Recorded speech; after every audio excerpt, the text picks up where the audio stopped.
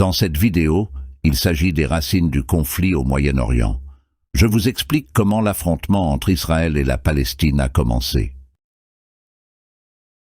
L'histoire de la région qui englobe aujourd'hui Israël et la Palestine remonte à des temps bibliques. Dans cette région se sont installés différents peuples, y compris les Hébreux, les Philistins et d'autres. Des preuves historiques et archéologiques démontrent la complexité du passé de cette région et les différentes influences culturelles et religieuses qui s'y sont rencontrées. Jusqu'à la fin de la Première Guerre mondiale, le territoire de l'actuel Israël et de la Palestine faisait partie de l'Empire ottoman. Avec la défaite de l'Empire en 1918 et la désintégration de l'Empire ottoman, les frontières au Moyen-Orient ont été redessinées. Les puissances européennes, notamment la Grande-Bretagne et la France, ont joué un rôle crucial dans la définition de ces nouvelles frontières. Après la Première Guerre mondiale, le territoire est passé sous contrôle britannique et est devenu connu sous le nom de Mandat britannique de la Palestine.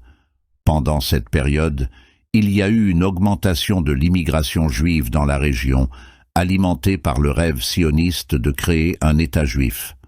Cependant, la population arabo-palestinienne aspirait également à l'autodétermination et à l'indépendance. En 1947, les Nations unies ont proposé un plan pour diviser la Palestine en un État juif et un État arabe. Le plan a été accepté par les dirigeants juifs, mais rejeté par les dirigeants arabes. Cela a conduit à de nouvelles tensions et conflits entre les deux communautés de la région. Le 14 mai 1948, David Ben-Gourion, le premier Premier ministre d'Israël, a déclaré l'indépendance de l'État juif. Cela a conduit à l'éclatement de la première guerre arabo-israélienne, au cours de laquelle plusieurs États arabes sont intervenus dans le conflit. La guerre s'est terminée par un cessez-le-feu, mais les frontières et le statut de la Palestine demeurent contestés. En 1967, l'escalade des tensions a conduit à la guerre des 6 jours, au cours de laquelle Israël a pris le contrôle de territoires supplémentaires, y compris la Cisjordanie et la bande de Gaza.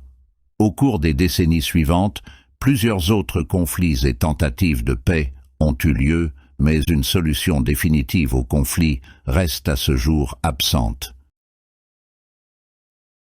En 1993 et 1995, les accords d'Oslo entre Israël et l'Organisation de libération de la Palestine, OLP, ont été signés, prévoyant une autonomie temporaire pour les Palestiniens dans certaines parties de la Cisjordanie et de la bande de Gaza.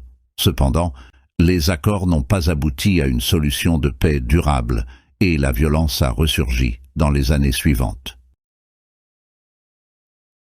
La situation actuelle est caractérisée par des tensions persistantes et des éruptions périodiques de violence. Les deux parties ont des revendications profondément enracinées sur la terre, et les efforts pour une solution à 2 États ont à maintes reprises échoué. Les troubles et les conflits ont conduit à une perte tragique de vies humaines et à une méfiance durable entre les communautés.